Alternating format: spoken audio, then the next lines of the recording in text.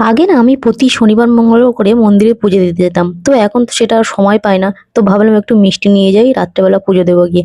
তো সিমাই দেখো কত বিক্রি হচ্ছে এখনো অবধি, ঈদ শেষ হয়ে গেছে। আর এখানে কত রকমের মসলা আছে, সবকিছু ঝোল ঝালের মসলা।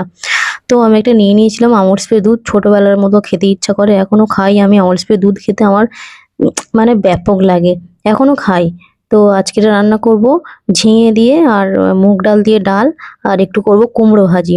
কারণ এত গরম পড়েছে না, কুমড়োগুলো নষ্ট হয়ে যাচ্ছে। রেখে দিলেই একটুখানি, কালকে নিয়ে এসেছি আজকে রেখে দিয়েছি, দেখছি কেমন ছাদনা ছাদনা মতো ধরে গেছে। তো সেই জন্য খেয়ে নিতে হবে, এটা খেয়ে না নিলে নষ্ট হয়ে যাবে। এমনি অনেক টাকা নিয়েছে, কুমড়োর দাম যা বাপরে বাপ। আসলে আমুল স্প্রেটা দুধটা নিয়ে এসেছি একটা অন্য কারণে। কারণ দুপুরবেলা না আমি একটু ওই সাবু ভিজিয়ে দিয়েছিলাম। তো একটুখানি বেশি হয়েছিল খেয়ে।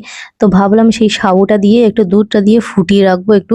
কারণ সকাল হলেই না আমার খিদে পায়। আর সকালবেলা আমি তাড়াতাড়ি ঘুম থেকে উঠতেও পারি না। আর ডিউটি থাকে, রান্না করব না টিফিন বানাবো, কি করব কিছুই মাথায় আসে না। তো সেই জন্য এটা রাত্রেবেলা বানিয়ে রেখে দেবো। কালকে সকালবেলা এমনি জাস্ট যা হোক ভাত করে নেবো। নিয়ে আর ওই টিফিনটা খেয়েই বেরিয়ে যাবো। আর এদিকে রান্না করতে করতে আমার ঘেমে নাজেহাল অবস্থা হয়ে যাচ্ছে। উম সেই রান্না-বান্না করার পর স্নান-টান করে না শুলে মানে ঘুমাতে পারবো না, এমন একটা অবস্থা। এত লেভেলের গরম পড়েছে। আর কি বলবো? এই যে বলতে বলতে জলটা গরম হয়ে যাওয়ার পরে দিয়ে দিয়েছিলাম একটু গুঁড়ো দুধ, তারপর দিয়ে দিয়েছিলাম চিনি, আর দিয়ে দেবো এটা সাবু, আর একটু স্বাদ মতো লবণ দিয়ে দেবো, না তো ভালো লাগবে না। তো এটা তো বেশি কোনো কিছু নেই।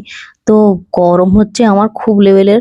তো এখন খেয়ে নিই দুটো, খেয়ে দিয়ে নিই। কারণ সারাদিন রাত ঠিকঠাক না খেয়ে খেটে-খুটে একদম অবস্থা ঘায়েল হয়ে গেছে। তো চলো টাটা বাই, পরের ব্লগে দেখা হবে।